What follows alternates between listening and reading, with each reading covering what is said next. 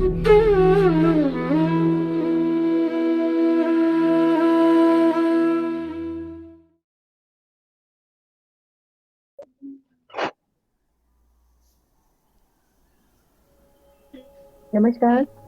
शून्य बोधि सत्र में आप सभी का स्वागत है। यह त्रि ज्ञान कार्यक्रम सामूहिक रूप से कराया जा रहा है और ऐसा पहली बार ही हो रहा है गुरु पर कि जो यह कार्यक्रम सामूहिक तौर पर किया जा रहा है। वैसे यह कार्यक्रम व्यक्तिगत रूप से फोन के माध्यम से दिया जाता था और जब से आश्रम की स्थापना हुई है तब से यह आश्रम पर फेस टू फेस व्यक्तिगत रूप से भी दिया जाता है। तो मैं आशा करती हूँ ये जो कार्यक्रम है आप सभी के लिए बहुत लाभदायक सिद्ध हो। इसी कामना के साथ ही हम आज के कार्यक्रम को आगे बढ़ाते हैं। यदि किसी साधक का कल के सत्र से कोई प्रश्न है तो वो लिखकर भी पूछ सकते हैं और अनम्यूट करके बोल भी सकते हैं।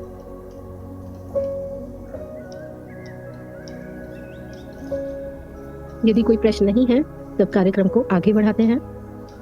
फिर भी यदि किसी का कोई प्रश्न है तो वो लिख सकते हैं, बीच में भी उस प्रश्न को डाल सकते हैं।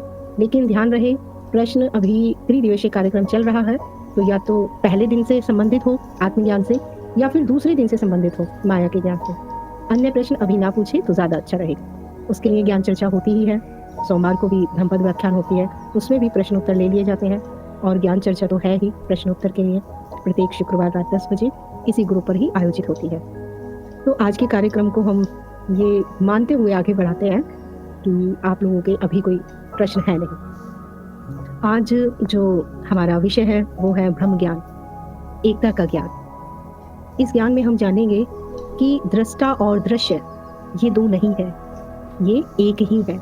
बहुत बार सुना होगा आपने, बहुत सारे गुरुजनों के मुंह से, शास्त्रों में, किताबों में, व्याख्यान भी बहुत सारे संत महात्माओं द्वारा की जा चुकी है कि ये दो नहीं है, देखने वाला ही दिख रहा है, जो दिख रहा है वही देख रहा है, दृश्य और दृष्टा दो नहीं है, एक ही है। लेकिन सुना सुनाया है। हो सकता है आज के कार्यक्रम में ये सुना सुनाया ना रहे, ये आपके अनुभव में खुद उतर जाए। तो शुरू करते हैं हम। इसके लिए आप जहाँ पर भी बैठे हुए हैं अभी, तो आपके आसपास जो भी चीजें अभी दिखाई दे रही हैं, कुछ ना कुछ तो ऐसा जरूर होगा जिसका आप सभी को अनुभव हो रहा होगा, है ना। तो उसी में से किसी भी 3 चीज को आप सेलेक्ट करिए, कोई भी 3 चीज। जैसे उदाहरण के लिए मैं बताती हूँ, जैसे मुझे अभी एक चेयर दिखाई दे रही है और एक शीशा दिखाई दे रहा है और एक घड़ी दिखाई दे रही है।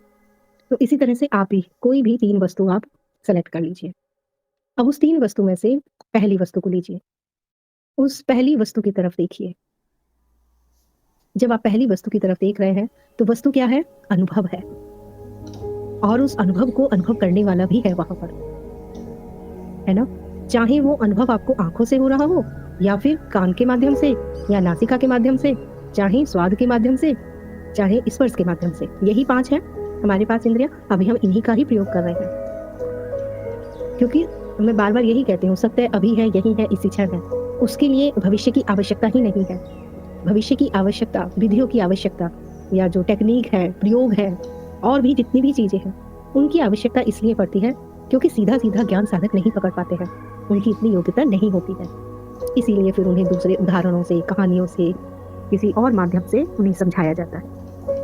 तो जो भी चीज आप अभी देख रहे हैं, पहली वस्तु की तरफ देखिए और देखने के बाद आप ये तो देख ही रहे हैं कि ये वस्तु है, और वस्तु है अर्थात अनुभव है या दृश्य है। तो यदि मैं आपसे पूछूं कि अनुभव से अनुभवकर्ता की दूरी कितनी है, तो आप क्या बताओगे? पहले तो आप 1-2 साधक जो भी हैं अगर लिखना चाहें तो वो लिख सकते हैं कि वो किस वस्तु को देख रहे हैं। और वस्तु मतलब अनुभव हो गई, दृश्य। और अनुभव से अनुभवकर्ता की दूरी कितनी है, बताना चाहेंगे? कोई आना चाहेंगे अनम्यूट करके लाइन पर? इससे आसान हो जाएगा, दूसरे साधकों को भी समझना आसान हो जाएगा।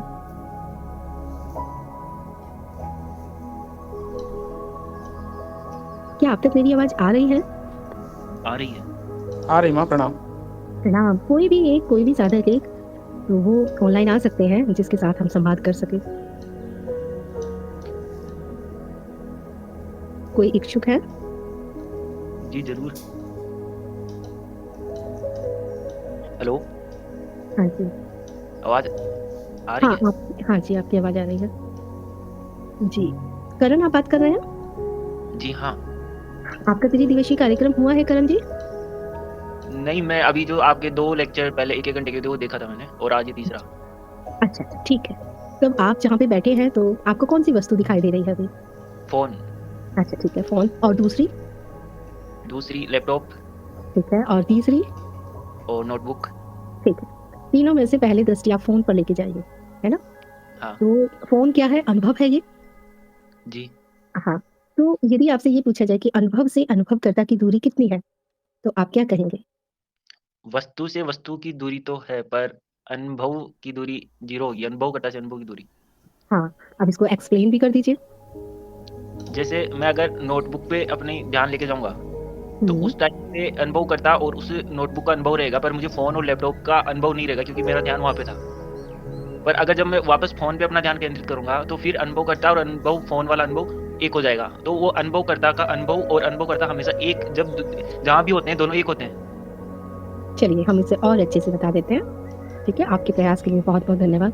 जैसे अभी आपने कहा कि अनुभव से अनुभवकर्ता की दूरी पूछी थी हमने। तो अनुभव से अनुभवकर्ता की दूरी के लिए हमें दोनों के स्थान का पता होना चाहिए। तो अनुभव के स्थान का तो हमें पता है कि फ़ोन कहाँ रखा हुआ है, लेकिन अनुभवकर्ता के स्थान का नहीं पता है। अनुभवकर्ता का कोई निश्चित स्थान तो है नहीं, तो वो यहाँ भी हो सकती है, वहाँ भी हो सकती है, ऊपर भी, नीचे भी, लेफ्ट भी, राइट भी, वो कहीं भी हो सकती है ना? निश्चित स्थान नहीं है, इसीलिए हम ये भी कहते हैं कि वो सब जगह है।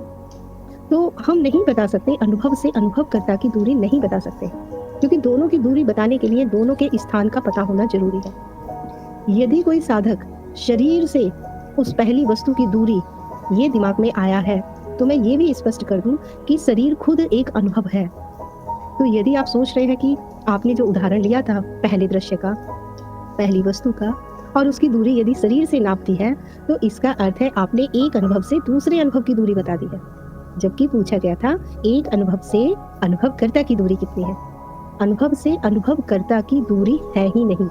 दोनों में दूरी नहीं है और दोनों के बीच में समय भी नहीं है। अब समय के लिए हम देखें कि जैसे ही हम पहली वस्तु को देखें, तो जो दिख रहा है वो ऐसा नहीं है कि 1-2 सेकंड पहले आ गया और जो देख रहा है वो कुछ देर बाद आया। जैसे ही दिखा वैसे ही देखने वाले ने उसे देखा। यहाँ पर फ्रैक्शन ऑफ सेकंड का भी अंतर नहीं है। या ऐसा भी नहीं है कि देखने वाला पहले से है और फिर वस्तु बाद में दिखी। दोनों के बीच में समय का अंतर नहीं है, अंतराल नहीं है। जब भी है दोनों एक साथ हैं। चाहे आप पहली वस्तु की बात करें, चाहे दूसरी वस्तु की और चाहे तीसरी वस्तु की बात करें। अब चाहे आप जो भी देख रहे हैं, अभी तो हमने एक पर्टिकुलर वस्तु की बात की थी। अब आप चाहे रात का समय बाहर निकल के किसी भी वस्तु को देखिए, पेड़-पौधों को देखिए, चाँद को देखिए, तारों को देखिए, आसमान को देखिए, दूसरे व्यक्तियों को देखिए, जहाँ भी आप देखेंगे, तो जो दिख रहा है, उसे जो देख रहा है, उनके बीच में समय का अंतर नहीं है और उनके बीच में स्थान की भी दूरी नहीं है। चाहे चाँद देखो, चाहे पेड़-पौधे, चाहे पहाड़, चाहे फूल, चाहे जीव-जंतु, चाहे कुछ भी। मतलब जहाँ दृश्य है, दृष्टा भी वहीं ही है। ना दोनों के बीच में स्थान है और ना ही दोनों के बीच में समय है। यदि दोनों के बीच में समय होता, तो कभी न कभी किसी न किसी संत, महात्मा, गुरुजनों ने इसको पकड़ लिया होता। वास्तव में ये सदैव ही एक साथ ही दिखाई दे रहे हैं। इसका अर्थ है वास्तव में ये 2 है ही नहीं, ये एक ही है। अब दोबारा से पहली वस्तु की तरफ देखिए और देखिए कि क्या देखने वाला और दिखने वाला, इन दोनों के बीच में स्थान आता है? शरीर के और वस्तु के बीच में एक दूरी हो सकती है। दिखने वाला और देखने वाला, इनके बीच में दूरी भी नहीं है, चाहे हज़ारों किलोमीटर का आप अगर देख पा रहे हैं। चाहे आप एक तारे को क्यों ना देख रहे हो, चाहे चाँद को देखो, चाहे सूरज को देखो, चाहे बादल को देखो, चाहे आसमान को देखो। तो जो दिख रहा है और जो देख रहा है, उसके बीच में स्थान नहीं है। उसी तरह से जो दिख रहा है और जो देख रहा है, उनके बीच में समय का भी अंतराल नहीं है। अभी तो हमने आँखों का उदाहरण लिया। अब यदि मैं कान का उदाहरण लूँ, तो जैसे ही मेरी आवाज़ का अनुभव हुआ, तो अनुभव करने वाला भी है वहीं पे। और अब यदि मैं चुप हो जाऊँ और अब मैं दोबारा से बोलूं तो जैसे ही आवाज का अनुभव हुआ, उसे अनुभव करने वाला भी है। दोनों के बीच में ना स्थान है और ना ही समय है। वास्तव में ये दो है ही नहीं, ये एक ही है। ये एक ही दो में प्रतीत होते हैं। और जो दो है ये दृश्य और दृष्टा, जब ये दो नहीं रहते, जब एक ही रह जाता है तो उसे ही दृष्टि कहते हैं। उसी तरह से जब अनुभव और अनुभवकर्ता दो नहीं रह जाते हैं, एक ही रह जाता है, तो उसे अनुभव क्रिया कहते हैं, उसे ही अस्तित्व कहते हैं। और अन्य मार्गों पर उसे ही परमात्मा कहा गया है, उसे ही संपूर्णता कहा गया है, और इसे ही सहज समाधि कहा जाता है। इसे ही सहज समाधि कहा जाता है। तो अब इसे चाहे दृष्टि कहो, अनुभव क्रिया कहो, परमात्मा कहो, सहज समाधि कहो, संपूर्णता कहो, या फिर ABC कह दो। ए अस्तित्व, बी अनुभवकर्ता, सी अनुभव। सी और बी जब नहीं रहते, मात्र अस्तित्व ही रह जाता है, तो वही सहज समाधि। और इस सहज समाधि के लिए कुछ भी करने की जरूरत नहीं है, ये अभी है, यही है। अभी आप देखिए, एक वस्तु को देखिए, एक वस्तु को देखते देखते अच्छे से, खूब अच्छे से देखिए, दोनों के बीच में नहीं समय है और ना ही स्थान। फिर वहां से दूसरी वस्तु की तरफ दृष्टि गई, दूसरी वस्तु पे जैसे ही दृष्टि गई, जैसे ही वस्तु दिखी, वैसे ही दिखने वाला भी है। अब तीसरी वस्तु की तरफ आप दृष्टि को लेके जाए, तीसरी वस्तु पे भी ऐसा ही है। अब एक पर्टिकुलर वस्तु पे ना जाए, अब पूरे दृश्य पे जाए, जो भी पूरा दृश्य है। इस पूरे दृश्य को, अब वो दृश्य जो भी है, जो भी अभी है, उस दृश्य को देखने वाला और वो दृश्य दिखने वाला दोनों साथ साथ है। ये जागृत में भी हो रहा है, ये ही स्वप्न में भी हो रहा है। स्वप्न को देखने वाला और स्वप्न जो दिख रहा है वो भी साथ साथ है। ऐसा नहीं है कि सपना पहले शुरू हो गया, देखने वाला बाद में प्रकट हुआ, या देखने वाला पहले से ही खड़ा हुआ है कि सपना हम देख रहे हैं। दोनों साथ है। वैसे ही सूक्ष्म अवस्था में भी होगा। तो दृश्य और दृष्टा अवस्थाओं के बदलने पर भी अलग अलग थोड़ा सा भी नहीं हमें दिखाई देते हैं, साथ साथ ही है, ये बिल्कुल साथ साथ है। यहाँ तक कि ये जागृत और स्वप्न और सूक्ष्म को छोड़ो, मृत्यु के समय में भी जो अनुभव हो रहा होगा, उस अनुभव को अनुभव करने वाला भी होगा। और जिनका हम ये कहते हैं इनकी चेतना बहुत ज्यादा है, सभी अवस्थाओं में चेतना है, तो उनकी जन्म के समय भी चेतना होती है। उस समय भी दृश्य और दृष्टा दोनों साथ साथ होंगे। वास्तव में ये दो नहीं है, एक ही है। ये इसका मतलब है, बहुत सादा सी भाषा में हम ये भी कह सकते हैं कि बस एक क्रिया हो रही है, मात्र क्रिया हो रही है, मतलब देखे जाने की क्रिया मात्र हो रही है। क्या दिख रहा है और कौन देख रहा है, ये दोनों पीछे छुप जाते हैं। यही सहज समाधि है, यही ब्रह्म अवस्था है, यही शून्यता है। अब देखो, इसे अलग अलग शब्दों में कैसे बोला जाता है कि साधक भरमा जाते हैं। इसी को कहते हैं मन के पार हो जाना, इसी को कहते हैं शून्यता में डूब जाना, इसी को कहते हैं दृश्य और दृष्टा का विलय हो जाना, इसी को कहते हैं दृश्य और दृष्टा का एक हो जाना, एकता का अनुभव। तो जिस हम सहज समाधि के लिए जो इतना प्रयास करते हैं, वो उतना ही सरल है, सत्य भी उतना ही सरल है, हर एक अवस्था में अभी है। और अस्तित्व वो भी अभी है। अब उसे चाहे हम कहें कि दोनों विलय हो गए या कहें कि दोनों एक हो गए, सबसे सरल यही है। यदि जो कहा जा रहा है उसको आप एक बार में ही पकड़े, और यदि जो कहा जा रहा है, जो आत्मज्ञान के समय कहा गया, बहुत सरल विधि, नेति नेति, हटाते हटाते हटाते हटाते क्या बचा था शेष? मात्र दृष्टा बचा था, देखने वाला। ना व्यक्ति बचा, ना मैं बचा, न जगत बचा, न शरीर बचा, न मन बचा। अब जो बचा वो मात्र दृष्टा था। कितना सरल है। और ब्रह्म अवस्था, ब्रह्म ज्ञान, उसमें अभी का अभी जो दिख रहा है और जो देख रहा है, उनको दो किस आधार पे आप कहोगे? आधार क्या है यहाँ? दो होने का तो आधार ही नहीं दिख रहा। यदि किसी की दृष्टि पे यदि कोई पैनी तरह से पहुंच गया तो अब वो आधार भी गिर जाते हैं।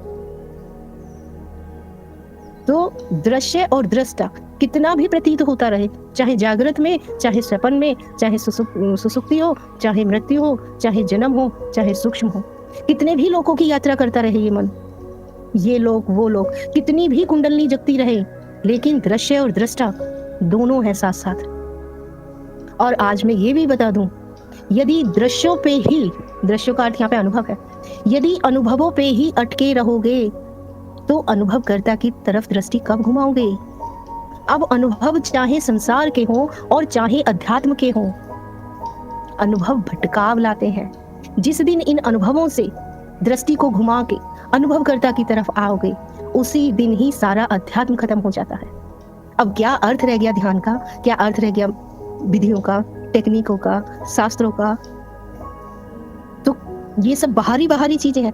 इसीलिए तो गुरुजन कहते हैं ना, कोई शास्त्र काम नहीं आएगा, कोई ज्ञान काम नहीं आएगा, कोई अनुभव काम नहीं आएगा।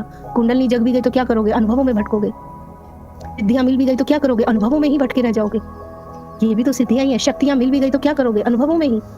माया अपने ही चुंगल में फंसा के रखेगी, दृश्य अपने में ही उलझा के रखेंगे। उन सभी दृश्यों को जो देख रहा है वो दृष्टा, और जब दृश्य और दृष्टा दो नहीं बचे, और उसके लिए भविष्य की आवश्यकता ही नहीं, उसके लिए किसी विधि किसी टेक्निक की आवश्यकता ही नहीं, ये तो अभी भी है। छोटी से छोटी वस्तु पे आप अनुभव कर लीजिए, स्वाद पे कर लीजिए। एक टुकड़ा खाओगे, जैसे ही स्वाद आएगा तो उस स्वाद को लेने वाला भी वही है। त्वचा से कर लीजिए, छू के। यही पंचभौतिक इंद्रियां हैं हमारे पास। और यदि आप और भी विलक्षण साधक है तो मानसिक इंद्रियों से आने वाले अनुभवों पे प्रयोग कर लीजिए। लेकिन बिल्कुल सादा से सादा भाषा में इस ज्ञान को आप तक पहुंचाने के लिए बिल्कुल सादा सादा उदाहरण वो दिए जाएंगे जो आपके अनुभव में है। जैसे सोने से जितने मर्जी आभूषण बनाते रहो, ये जो प्रतीति भी जो है, जो हो भी रही है, ये भी समुद्र में लहरों के उठने के समान है। उठी और उसी में ही बैठ गई। तो दृश्य भी बदलते रहेंगे, कभी जागृत, कभी स्वप्न, कभी सुसुप्ति, कभी मृत्यु, कभी जन्म। लेकिन दृश्य भी है और दृष्टा भी है। और एक और गहरी बात सुनो आज, यदि दृष्टा था, है और रहेगा, उसे कोई मार नहीं सकता, वो मर नहीं सकता, तो ध्यान देना, अनुभव भी थे, है और रहेंगे। क्योंकि यदि अनुभव नहीं है तो फिर अनुभवकर्ता की जरूरत क्या है? यदि दृश्य नहीं है तो दृष्टा की आवश्यकता ही क्या है? और यदि दृष्टा है तो दृश्य तो वहां होंगे ही होंगे। इसीलिए जब दोनों का विलय हो गया या दोनों एक हो गए, उसी को समाधि कहा है। और समाधि भी दो तरह की, एक सविकल्प समाधि, जो हम साक्षी भाव में रहते हुए भी, सविकल्प समाधि है साक्षी भाव में रहते हुए, और निर्विकल्प समाधि। निर्विकल्प समाधि का क्या अर्थ है? कि वहां न दृश्य बचा न दृष्टा बचा, अनुभव करता है ही नहीं, वो अनुभव क्या करे, दृश्य भी नहीं है, वहां सिर्फ होनापन है, मात्र होनापन, मात्र उपस्थिति, मात्र है। अब वो तो सदैव ही है।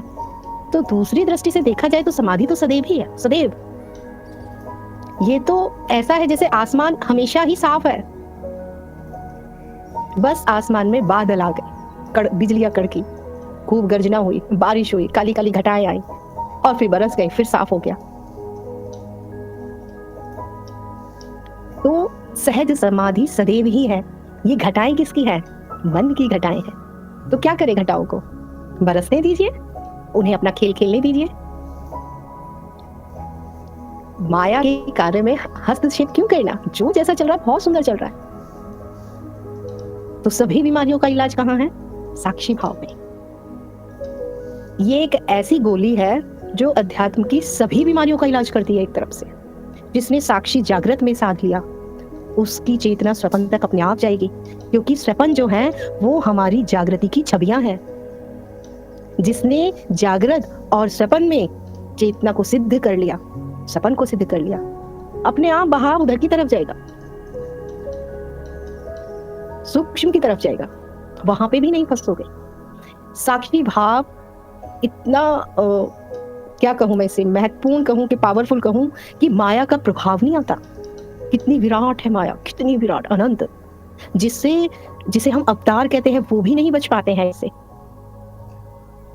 वो भी इसी में रहते हुए, इसी के नियमों को मानते हुए, इसी नियमों में ही विचरण करते हुए जीवन को व्यतीत करते हैं। और इस माया का प्रभाव ना हो, अछूते रह जाए, उसका इलाज साक्षी में है, साक्षी भाव में। यही साक्षी यदि प्रगाढ़ हो गया तो मृत्यु को भी साक्षात देखा जा सकता है। यही चेतना प्रगाढ़ होने पर जन्म को भी देखा जा सकता है। तो सहज समाधि सदैव थी, है और रहेगी। समाधि के लिए प्रयास ना करें, वो तो पहले से ही है। तो क्या घटाओं को हटाने पे प्रयास करें? नहीं, उस पे भी प्रयास मत करो। उन लीलाओं को भी होने दो, साक्षी में आ जाओ। इसी को कुछ गुरु कहते हैं संभाव में आ जाना। इसी को कुछ गुरु कहते हैं संतुलन का नियम। इसी को कुछ कहते हैं मध्य मार्ग। इसी को कुछ कहते हैं, भक्ति मार्ग में कह देते हैं, जैसी तेरी मर्जी। शब्दों के फेर में मत पड़ना, अपनी शब्दावली खुद बना लेना। अस्तित्व, अनुभव, अनुभव करता, इस त्रिकोण को अच्छे से समझ लीजिए। जो अनुभव और अनुभव करता है, पहले अनुभवों से अनुभवकर्ता की तरफ आए और फिर अनुभवकर्ता ही अस्तित्व है, ये जाने। और साथ में ये भी जानने को मिलेगा कि अनुभव भी अस्तित्व ही है। जब चित्त इनको विभाजित करता है अस्तित्व को, तो हमें दो भाग दिखाई देते हैं। एक प्रकट रूप में अनुभव या दृश्य, और एक अप्रकट रूप में रहता है जिसे अनुभवकर्ता कहते हैं। एक मनुष्य का सारा जीवन अनुभवों पर ही बीत जाता है। अनुभव तो अध्यात्म में भी अटका देते हैं। साधक बहुत आकर्षित होता है आध्यात्मिक अनुभवों के लिए। ऐसे अनुभव हुए, वैसे अनुभव हुए, ये हुए, सिद्धियां मिली, शक्तियां मिली, इतनी पावर। लेकिन अनुभव भी कई कई जन्मों तक भी हो सकते हैं। आध्यात्मिक अनुभवों में भी एक साधक फंस सकता है। जब संसारिक अनुभव और आध्यात्मिक अनुभव दोनों से, मतलब अनुभवों से ही दृष्टि अपनी तरफ लेके आओगे, तभी आपने प्रगति की, एक कदम बढ़ाया। और जब दृष्टि अनुभवों से अनुभवकर्ता की तरफ आई, उसके बाद यही अनुभवकर्ता ही अस्तित्व है, तब दूसरा कदम बढ़ाया। और जब ये जान लिया कि अनुभव ही अनुभवकर्ता और अस्तित्व है, तब ये तीसरा कदम है। और 3 चरण में सब कुछ समाप्त हो जाता है। फिर एक साधक ये कह सकता है अहम ब्रह्मास्मि। फिर एक साधक कह सकता है अस्तित्व स्वयं ही अनुभवकर्ता के रूप में अपना अनुभव कर रहा। तो मात्र अगर दृश्य और दृष्टा शब्द का प्रयोग करना है तो केवल दृष्टि है। यहाँ बस लीला रची जा रही है, और उस लीला में एक मनुष्य इतना रम जाता है कि पहले तो वो अपना अस्तित्व खड़ा कर लेता है मिथ्या में, और फिर उस मिथ्या में कठपुतली की तरह जो एक खेल का मात्र पात्र है, वो उसका भी श्रेय लेना शुरू कर देता है।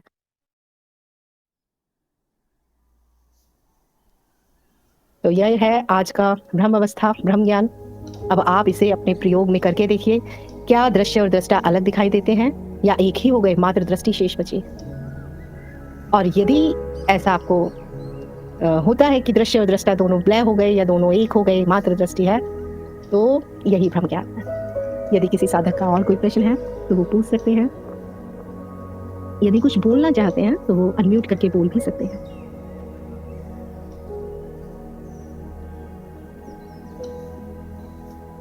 आप लोगों को मेरी आवाज आ रही है? हेलो माता जी, प्रणाम। हाँ जी, प्रणाम। मैं खिलावराम साहब बोल रहा हूँ। मैं दृश्य और दृष्टा एक है ऐसा तो कह देते हैं, लेकिन विचार में कभी स्पष्ट नहीं हो पाता है। दृश्य दृष्टा जड़ और चेतन, जैसे कि अपना बिजली में एक न्यूट्रल और फेस है। न्यूट्रल को कोई भी छू लेता है, फेस को छूने से करंट मारता है। इसी प्रकार से जिसे हम अस्तित्व कह रहे हैं वो इतना विशाल पावरफुल है, और हम स्वयं है, और शरीर और आत्मा दोनों एक कैसे हो सकते हैं? आप इस कार्यक्रम में जो आज शुरू हुआ था, इसमें आप शुरू से जुड़े हुए हैं या अभी जुड़े हैं? हाँ, ये दूसरा बार है। कल भी जुड़ा था, आज अभी आज जो 8 बजे से शुरू हुआ है, आप कितनी देर बाद जुड़े हैं? शुरू से जुड़ा। शुरू से जुड़े तो उसमें तो बताया था ना, उसमें तो अभी तो बताया मैंने तो प्रयोग भी बताया यहाँ तक कि कोई भी अभी जहाँ आप बैठे हुए हैं वहाँ पे अभी आपको क्या दिखाई दे रहा है, बताइए। नहीं दिखलाई तो दे रहा है, ये सारे जो है दृश्य है, लेकिन ये दृश्य और दृष्टा दोनों एक कैसे हो सकते हैं? मैं वही बता रही हूँ, आप एक दृश्य को देखिए। आप देख रहे हैं दृश्य को? देख रहा। हाँ। तो जो देख रहा है और जो दिख रहा है, हाँ, उनके बीच में कोई दूरी है क्या? दूरी नहीं है। हाँ, नहीं है ना दूरी। नहीं, दूरी देखिए, मोबाइल मेरे हाथ में है तो पास में ही है, लेकिन शरीर मेरे पास में है ना, लेकिन मैं अनुभव करता, मैं इनसे एक सत्ता के रूप में मौजूद हूँ, लेकिन वस्तुतः वस्तु रूप में एक कैसे हो सकते हैं? यही देखिए, यही तो मैं बता रही हूँ कि अच्छा चलो हम इसे दूसरी तरह से बताते हैं। एक खाली पेपर है, ठीक है? हाँ।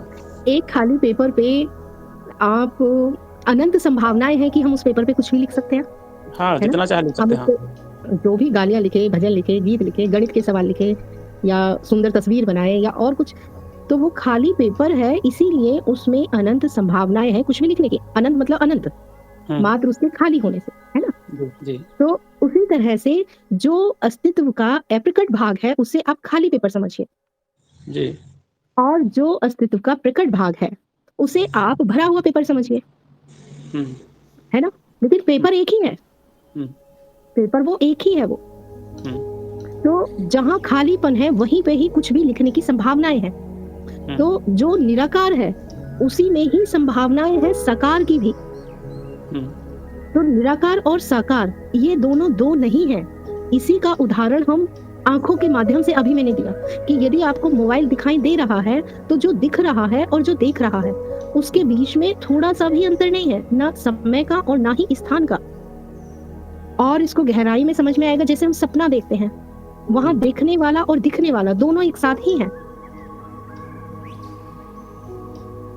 जो देख रहा है और जो दिख रहा है दोनों साथ साथ है वहां पर, है ना?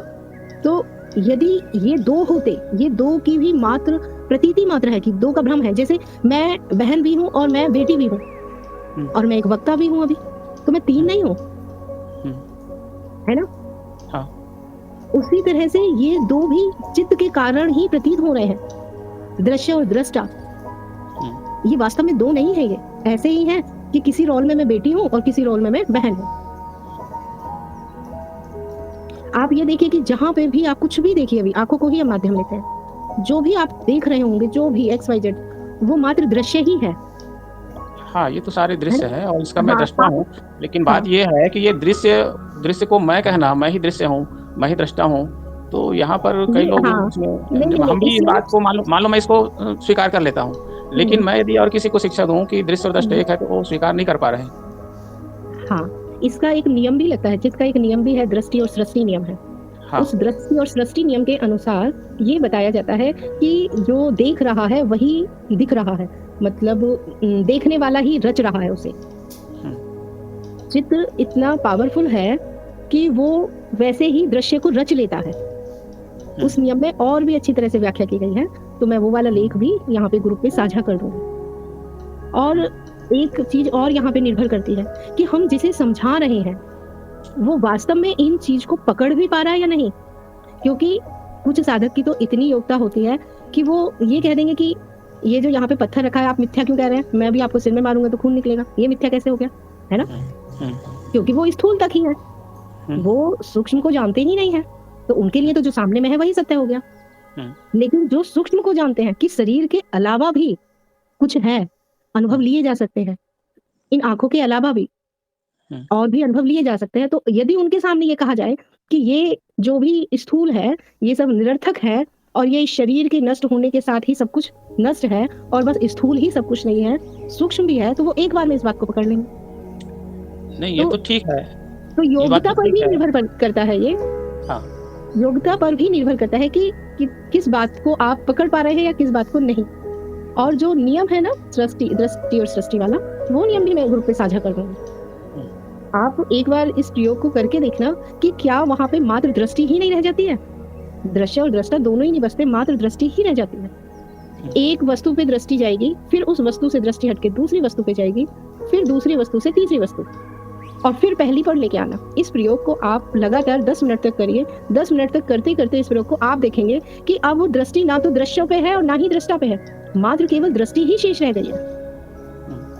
तो उस यदि एक क्षण के लिए भी वो अनुभव हो रहा है तो बस वही सह समाधि है। बाकी यदि हम निचले तलों पर आएंगे तो हाँ, ये दो प्रतीत हो ही रहे हैं, दृश्य अलग ही है, दृष्टा अलग ही है, तब तो हमें ऐसी ही प्रतीति होगी।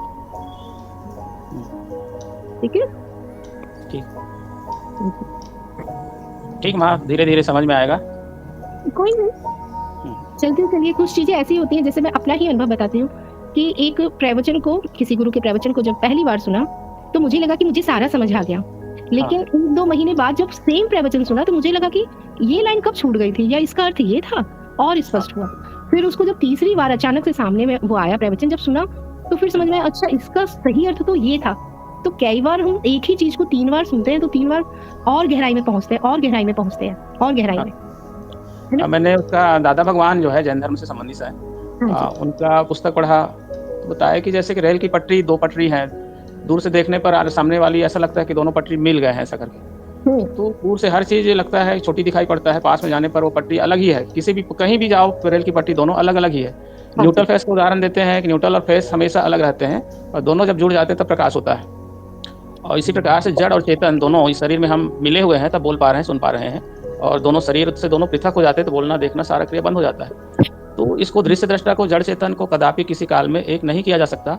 और जब तक ये अलग-अलग नहीं मानेंगे, स्वीकार नहीं करेंगे, तब तक ये भ्रांति दूर नहीं हो सकता, ऐसे कई संतों का कहना है। और मैं भी इस बात से बिल्कुल सहमत करती हूँ कि यदि इस शरीर में से चैतन्य को अगर हटा दिया जाए तो जो शरीर अभी आंखों से देख रहा है फिर वो आंखों से नहीं दिखेगा।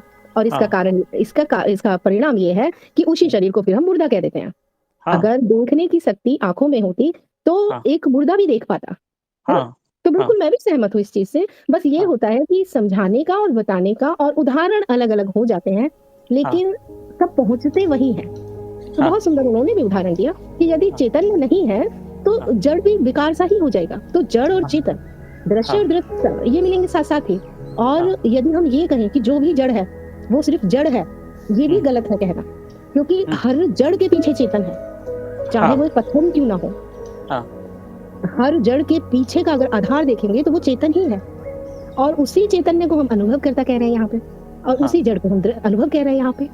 तो उनके बताने का तरीका, उदाहरण या उनकी शब्दावली उनकी अलग हो सकती है, लेकिन बता वो इसी त्रिकोण के बारे में रहे होंगे।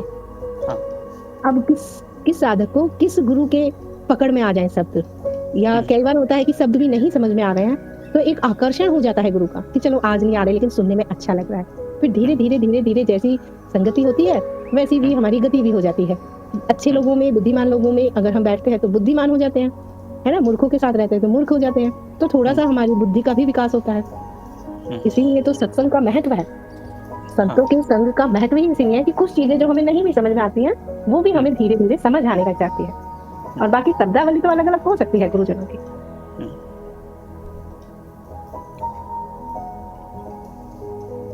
ठीक है माता जी, बहुत बहुत धन्यवाद, प्रणाम जी। अब आज का ये त्रिज्ञान कार्यक्रम यहीं पे ही समाप्त होता है। तो ये तो हमने एक एक्सपेरिमेंट किया था एक, तो मुझे लगता है सफल ही रहा। और अब जो हम कल कराएंगे तो एक छोटा सा प्रयोग है, शून्यता में प्रवेश। उस प्रयोग को रात 8 बजे, यदि आप लोग इच्छुक हो तो उस प्रयोग में आ सकते हैं। वैसे त्रिज्ञान तो आज ही खत्म हो गया है, तो शून्यता में प्रवेश का ये है 15 से 20 मिनट का होगा ये कार्यक्रम। यदि कोई साधक आना चाहे तो इसमें आ सकते हैं। तो आज की कार्यक्रम को हम यहीं पे ही समाप्त करते हैं। मैं आशा करती हूँ यह कार्यक्रम आप सभी के लिए लाभप्रद सिद्ध हो। इसी कामना के साथ ही मैं अपने शब्दों को विराम देती हूँ। धन्यवाद।